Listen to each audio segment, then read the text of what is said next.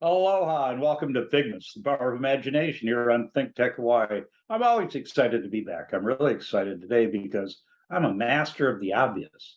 And when my Top Gun related shows are the two most popular shows in the history of Figments, the power of imagination, I know to build on that. So I'm going to build on it today and hope to inspire and entertain by acknowledging the 50th anniversary on Wednesday this year, 27th of July, 2022, of the great F-15 Eagle, an airplane that I flew, and so did my guest.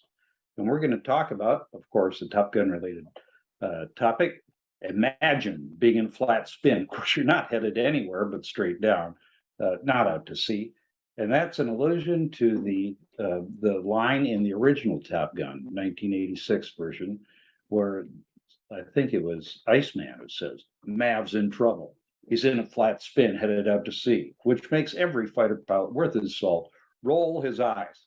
Well, my guest today has been in a flat spin headed straight down to the desert in the mighty F-15. Colonel Mike Talent. Mickey T, brother, how are you, man? I'm doing good, Fig. Great to see you again. It's been too long. It's been too long. We're going to have a big claw, and world famous, highly respected triple nickel reunion in November. I had Keen Eye on a couple of weeks ago. I hope he's got to see that.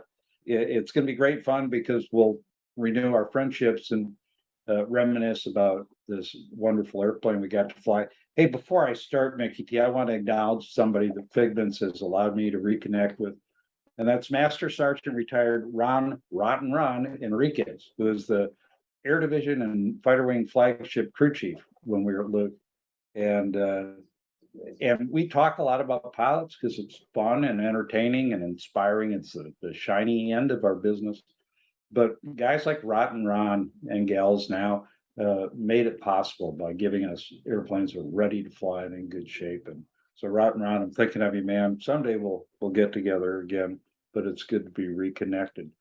So, Mickey T, I got to fly a bunch of different airplanes because of when I came in the Air Force active duty in late 1974. Here they are up in the upper left-hand corner, the double ugly F4 Phantom. I started life as an F4 front seater.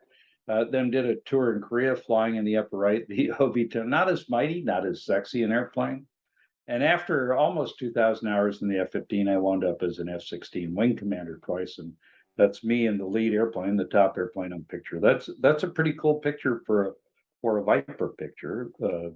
But Mickey T, you were an Eagle baby, all Eagles all the time. That's true. I graduated from the academy in '83 and started flying Eagles at a pilot training in UPT at Williams, which no longer exists there in Arizona, Phoenix. Space, yep. And went to Luke and got trained in '84 in the triple nickel. And initially, I was going to Langley Air Force Base, and I don't know if you remember, but Langley, we had an air to ground dock back in 84, 85. Yeah. So I did the. In other words, folks, bomb dropping. The F-15 was primarily air at the time. So we were air to air, obviously, that was our primary mission, but we'd spent many a time dropping B words there at Air Force Air and kept that for almost, 3 years before I think the Air Force said, what do we really got the Eagles doing here? And they took that dock away from us and we went back to I don't know. I didn't know that about your time at Langley. I do know that when I was at Kadena, we had several of the most experienced IPs, me, Jack Cat, and a bunch of other guys who were qualified air to ground dropping bombs. We called it sport bombing because we put two inert 2,000-pound bombs on the airplane, go out and drop them somewhere on one of the island targets, and then go do the real mission of the F-15 air to air. So I didn't know that about you. You're slightly unclean despite 3,500 hours of air superiority time. 3,500 hours. Very proud of that in the F-15. Multiple assignments. I mean, some great deployments. Went to what was Accord Express. We went to Aalborg, Denmark when I was at for a full month flying against the Norwegians, and that was back when there was an East Germany and flying off the coast of Denmark in a very small airspace over the water. where you get in trouble going to Swedish airspace or going into East German airspace. And we didn't have all the situational tools we have in the Mighty Yeah. Eagle as it's evolved. But obviously, No multiple. GPS. No And GPS. We didn't know situate. Not the miss up where you had the situation display where you could see where you were. You had your TACAN and your eyes to keep yourself out of trouble, which it didn't give you perfect essay all the time. So you'll remember for this from when I was your ops officer and commander. I'm leaning in now and saying, "Son, you don't know what it was like," because I was flying the OB-10 in Korea with basically a compass. So whatever. But you're right. It was a different time. Still, the F-15 was an incredible leap in aircraft. We'll talk about its performance in combat later. But you wanted to fly the F-15 long before you did, because it was the new airplane when you were probably in high school, right? Yeah, I was I was in high school, and I wanted to fly fighters. My dad was a naval fighter pilot. He flew A4s off of carriers in Vietnam, a couple tours off the USS Hancock, in the Gulf of Tonkin. And there's some other stories we can talk about a different day, his experiences there. But I was accepted both to the Air Force Academy and Naval Academy, and he asked, if I'm sure I didn't want to go to the Naval Academy, and I said no. I've always wanted to fly the Eagle because the F-15C was known as the best fighter in the world, and to get to that, I had to go to the Air Force Academy, and it was close. I grew up in Denver, so just went to Colorado Springs, kept my nose clean, did well, and did very good at pilot training. And there I was at Luke in the triple nickel, learning and touching the Mighty Eagle. Trigger alert, folks, all of you fighter pilots who aren't F-15 guys, just, take a chill pill or something, because the very best fighter pilots wound up in the F-15. That's undeniable. And the record demonstrates. It was the first new fighter in the Air Force in a long time.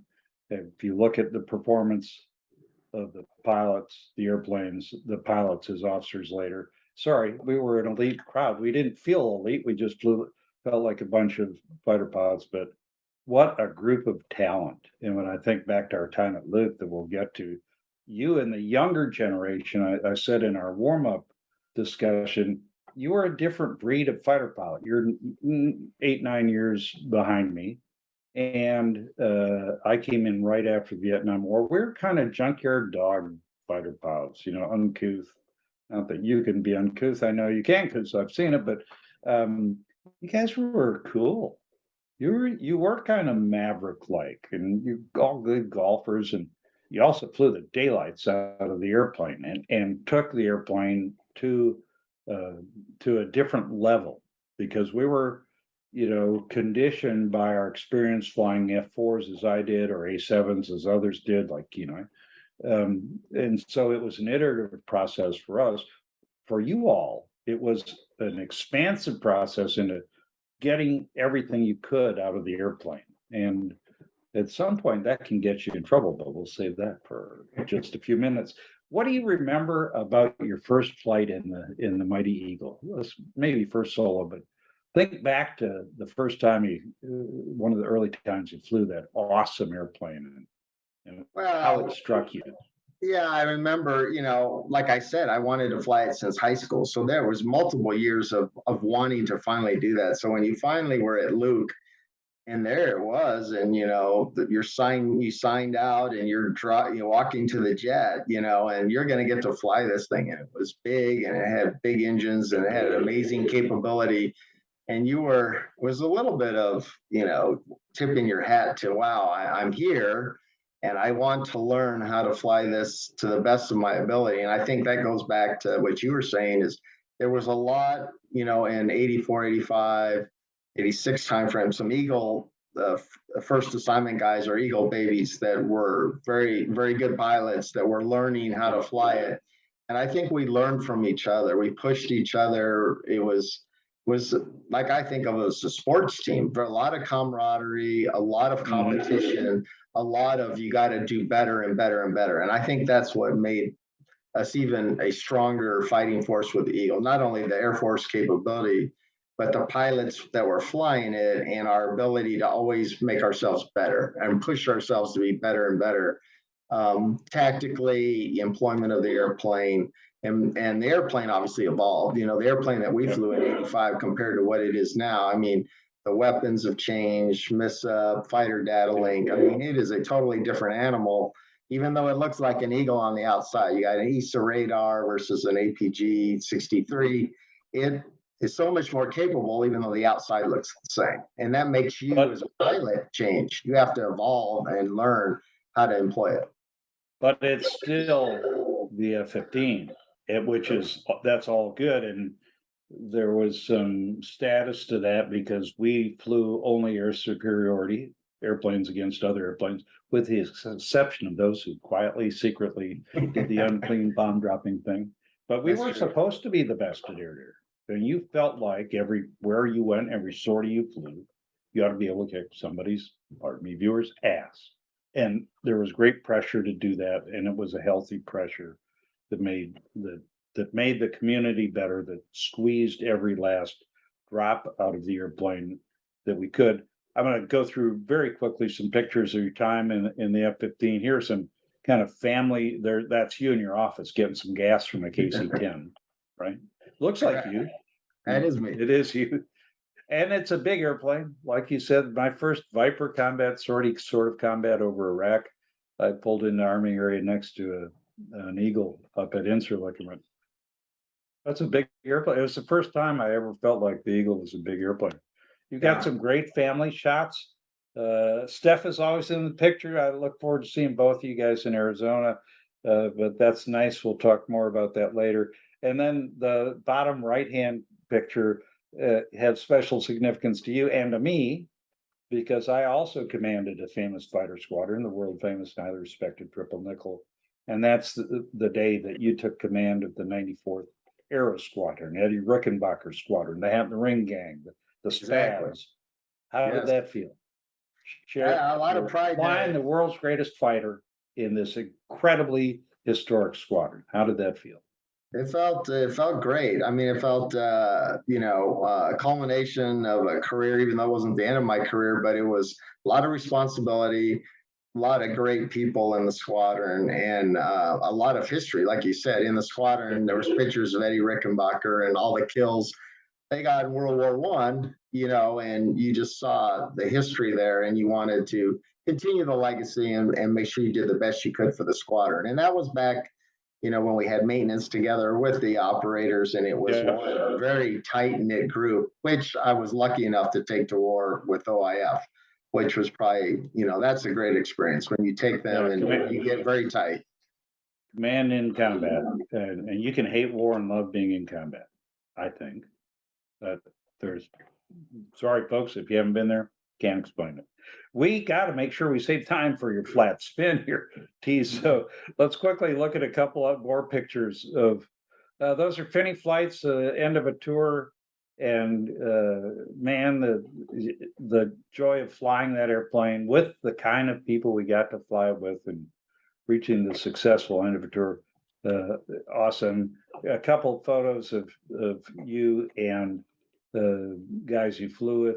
These are 4 pretty shit hot fighter pods, if I may say. These are some pretty good aviators that you got to hang out with. Very good aviators. Chans, then we got Boomer Brown and Flash Teen, so yeah. I mean, like that goes back to what you said. We had very, very high talent in the F-15 in all assignments, great people.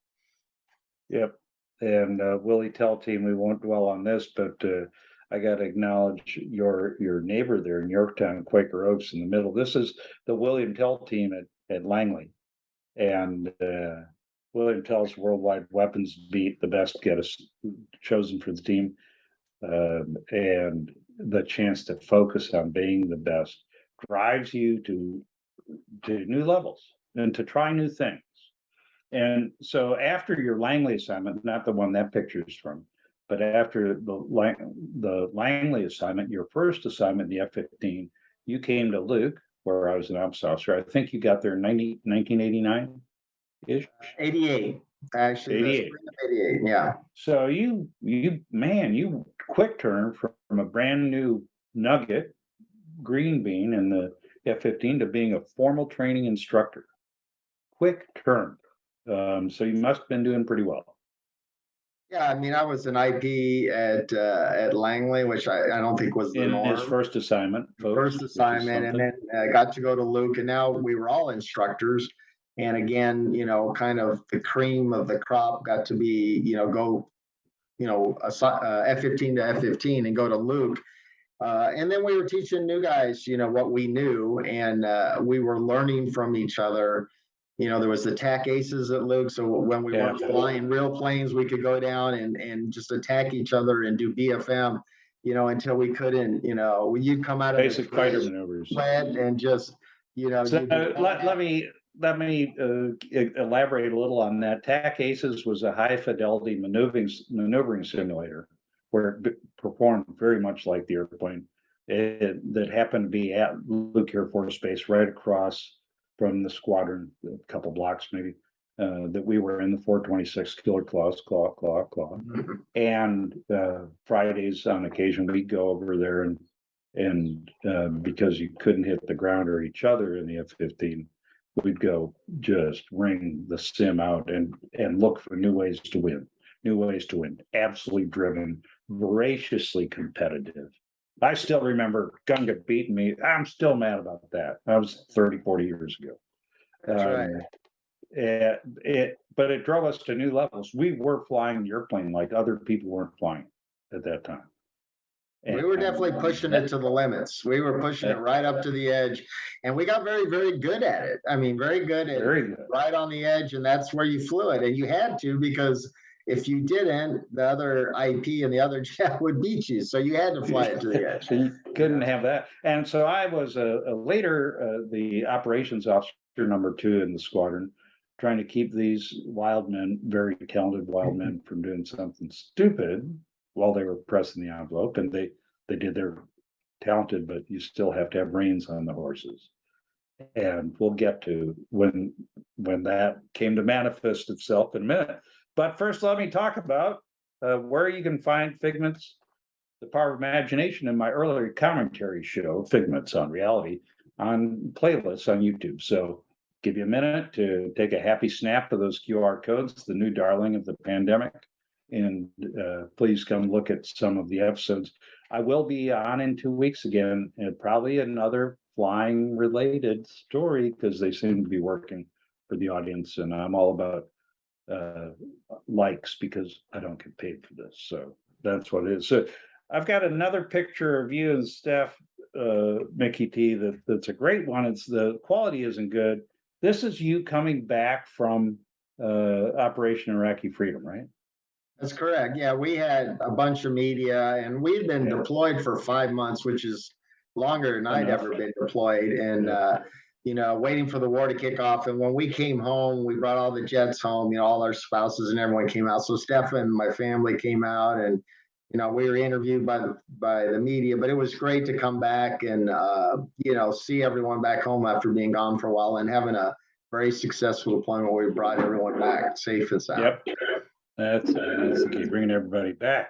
The reason I show that picture is we don't have a picture of probably an even more emotional reunion with Steph.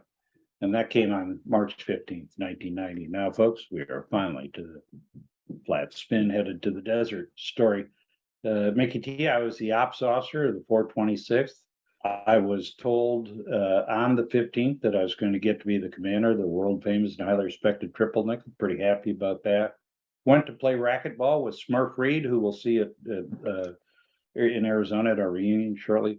5 points into the game. Boom, boom, boom. Sir, you got to get back to the squadron. We just lost a jet. Holy moly. That was you. That was your F-15. That was a smoking hole. Tell me, what was the mission? What did you go out intending to do? Well, it was going to be a student mission, and I think for some reason the student was either DNF or wasn't available for the sortie. So we had Pickle rolled in, and we just did a BFM sortie, 2 instructors, continuation training. And I said, hey, I'll be defensive, so I'll be flying defensive. He'll be flying offensive in a normal BFM ride. So that was the mission that we briefed, and we went out to execute as 2 instructors in the Gladden airspace, just west of Luke. Yeah, well, so there you are. And what they're doing, folks, are called perch setups, where one pilot is in a defensive position, the other pilot's in an offensive position. Boom, boom, boom. Achieve certain parameters, fights on, and the pilot who's defensive tries to not be defensive, and the pilot who's in an offensive position tries to achieve shot parameters and claim a kill. Which, as the defender, you didn't want, Mickey T. So this was what, 3,000 feet of range? Yeah, it was 3,000 feet. The first setup was a mile and a half, 9,000 feet, and I did well. I survived. And then the second setup was a mile, 6,000 feet, and once again I survived. So I was feeling confident that I was doing well Yeah. as a defender. So the most challenging is 3,000 feet, a half a mile, where there's not a lot of reaction time because the offender is in weapons parameters almost immediately. So you have to be very aggressive to survive and get out of plane so that he's not able to employ the gun against you. So that's the setup. We're about 18,000 feet, right about 400 knots. Altitude. Yeah, 18,000 feet of altitude. And the ground there's about 2,000 feet, I think, or something like that, or just under. Okay, 2,000. so fights on, fights on. Gotta miss that radio call. That's and right. You start your defense. What happens? So I do, immediately a 120-degree slice, idle, stick in the lap, as aggressive as you can go, out of plane down to avoid being shot. And then I look back and Pickle is rolling behind me, not going for the kill immediately, trying to stay behind me as I'm slowing down aggressively because I'm an idle. And then not very much longer, I rotate another probably 90 degrees vertically and pull the stick in my lap again to go almost pure vertical to try to just cause a, problem with Pickle getting too close to me. So he has to get away from me and then I'll have more options. And as he's starting to get close, where I'm saying, okay, he's too close where I can reverse and cause a V sub C or a problem with him getting too close where he's going to have to move away, I'll be able to neutralize and get at least in a neutral, maybe rolling scissors or something like that towards the floor. So I start to reverse to the right. And remember, I'm very nose low now and slow on airspeed. I'm reversing to the right, pushing the right rudder, full right stick, full right aft. And this is a lot like the movie, folks, only it's real. And I see you're maneuvering, you're getting everything you can out of the airplane to try to force the guy who was going to shoot you out away from you and gain the advantage. Go ahead. And so as I'm starting to make this maneuver, I see Pickle react and start to pull away, which is good for me.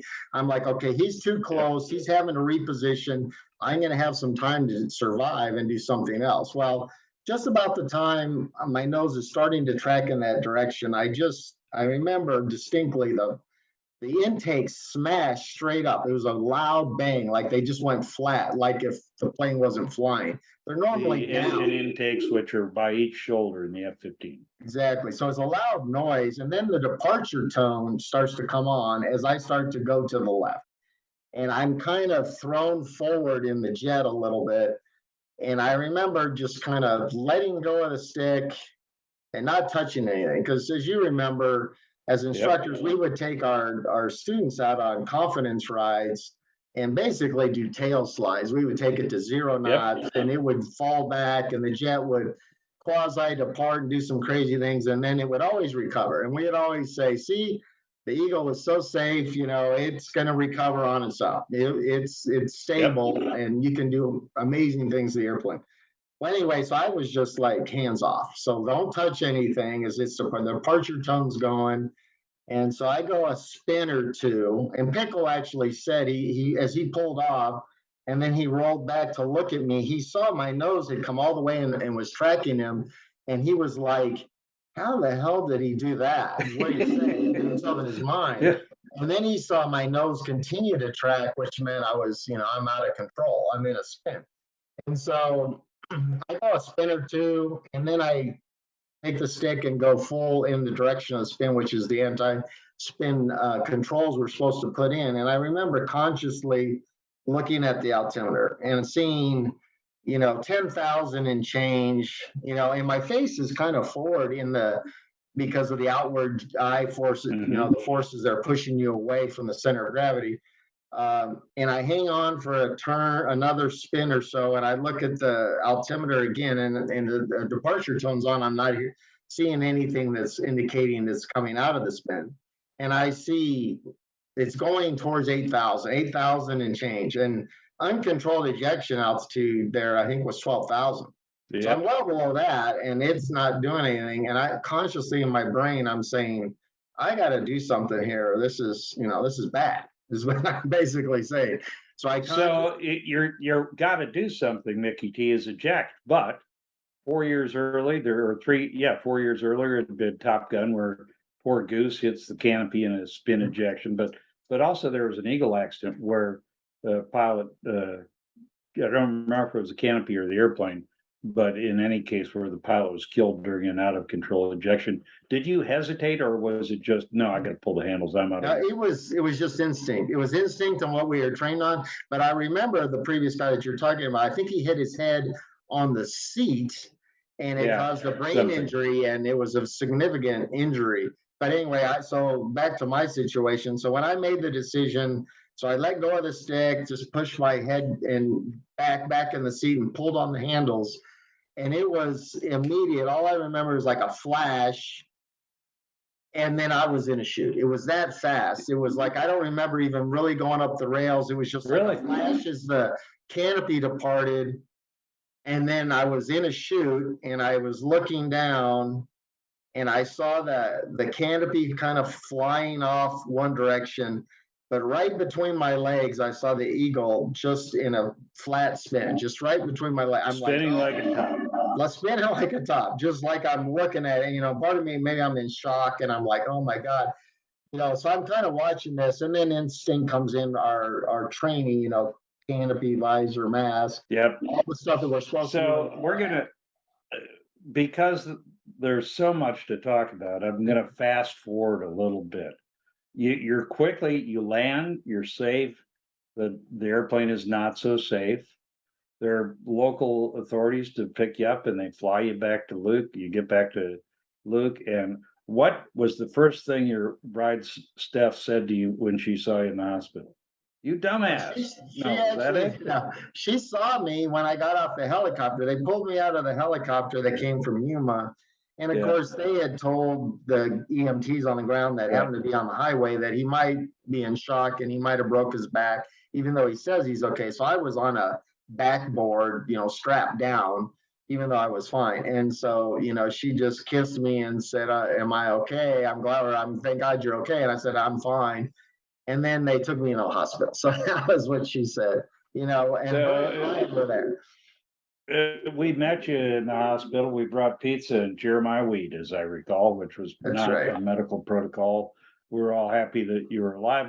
The F-15 is an extraordinarily safe airplane, really. And I looked through the list of all of the mishaps, and most of them are mid-airs, which means we're flying the airplane aggressively in air-to-air training.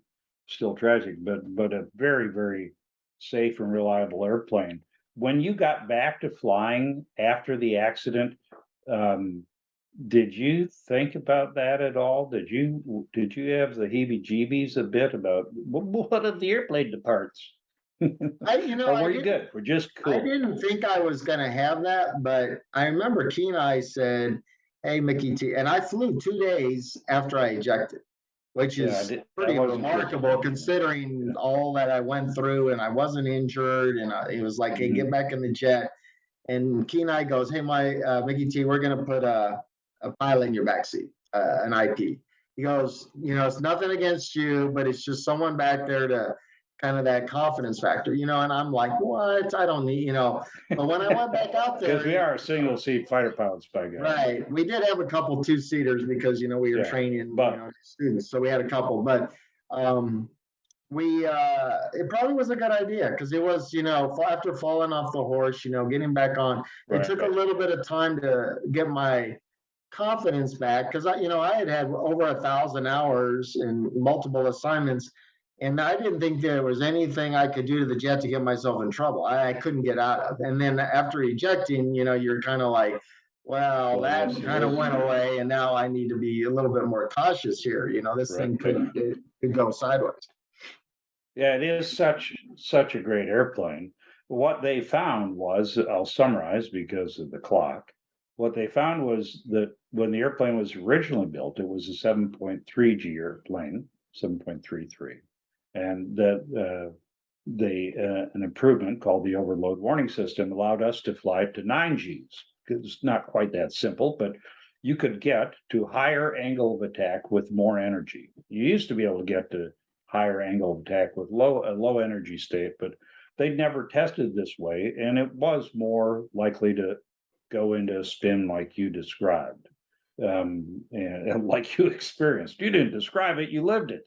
Yes. And so eventually you're let off the hook, but you had to feel like you were on trial a little bit because you departed it. The initial board president said you'd done something with the flaps. Turned out you didn't do that. But did you feel like you were under the gun waiting for the accident board to figure out what happened? Well, initially, I didn't do it. I didn't think I did anything wrong, but then, like you said, they were asking, "Hey, you didn't have your Yeah. flaps down," and I was like, "No, that's illegal. I didn't have my flaps down. We don't fly with the flaps down in BFM." But then, evidently, because the plane pancaked straight in, and I saw it pancake straight in. When it hit, the flaps broke down. And so it burned because of fire, after it crashed. But when the initial interim board president went out there, whose job is only really to secure the site, it looked like, hey, the flaps were down because they broke. And so they were asking a bunch of questions about the flaps, and they didn't, until they tested the actuators, they wouldn't have known whether the flaps were down, and they weren't. Of course, they didn't offer that to me right away. They Right. didn't tell me that as soon as they found out. They just let me kind of hang for a while. So then your mind starts playing games like, maybe I accidentally hit the switch and then the flail or whatever, but they weren't down, so that was good. So just so you know, you weren't the only one kind of hanging there, because I'd been told, as I said, I was going to be a squadron commander, and now they needed to make sure that as the ops officer, I hadn't screwed that job up. So my assumption of command was delayed, or change of command, and I told the wing commander who told me about this flap concern. And this is a lesson, folks. This is a little leadership lesson. I feel good about having said this. He said, "Oh, he had the flaps down." I don't think so, sir. I think I'm running a good operation here as the operations officer, and if I'm wrong, I don't deserve to be a squadron commander. So let's see what the mishap board finds out. And they were right. You guys were flying the airplane to the edge of the envelope, and that led to that max performing of this mighty F-15 Eagle 50 years ago, and it's 50 years old on the 27th of July, having a 104-0 kill loss rate in air-to-air combat. The airplane has never been defeated in aerial combat. There is no other airplane like it. Mickey T and I were lucky enough to fly it. We're going to be lucky enough to remember how awesome we were together with the rest of the Luke gang here in a few months. And we could go on forever, but we'll wait and do that over a cold adult beverage in Arizona. Mickey T, thanks much. What's your next figment? What's the next thing you want to do? Hole in one like I had February of last year, or what's on your list? Yeah, I think I'm to that point in my career where it's enjoy life a little bit. I got 2 grandkids, but enjoy the golf course a little bit more. Maybe get a hole in one, or just get to spend time with good people, like with our reunion, or go out with some of the old guys and play some golf and talk about old times and enjoy life while I can. Well, great. Best to you, Steph, kids, grandkids, and I'll see you in Arizona. What would Fig do? As Fingers asked me to mentioned in one of our early episodes, what Fig would do is max perform the ever living crap out of your jet in your life. Okay, go for it, and then live with the consequences and recover. Thanks, Mickey T. It's been a pleasure. Folks, thank you for joining me on Figments, the Power of Imagination, here on Think Tech Hawaii. Think Tech Hawaii is a nonprofit corporation that does great work getting citizen journalists like me in front of the crowd. So watch it, and don't forget to click like on this episode. Aloha.